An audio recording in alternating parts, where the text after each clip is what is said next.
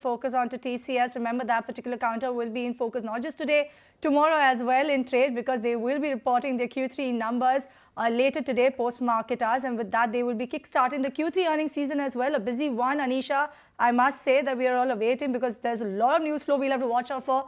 But what are we expecting for TCS this time around?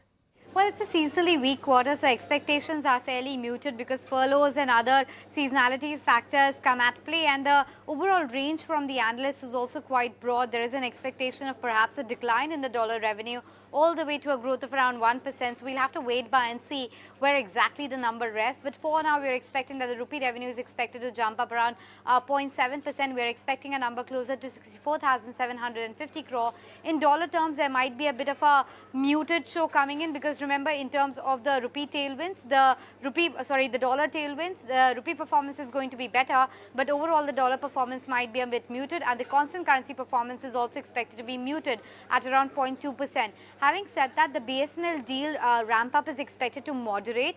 That will impede the growth when it comes to revenue, but that will be margin accretive because BSNL deal is a bit low on margins. So any reduction or any moderation in the BSNL revenue might just bump up the revenue a bit, bump up the margins a bit.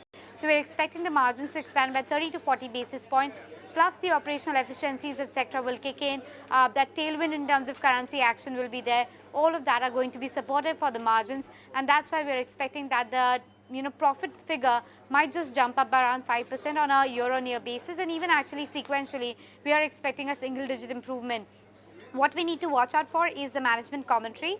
Is there a pickup in client spends or not? Because last quarter they were not willing to call it yet. They were cautiously optimistic, as they always are on the sector, but were not calling it a reversal. Whether they're willing to call it now or not, whether the strength in BFSI has become a lot more broadened or not.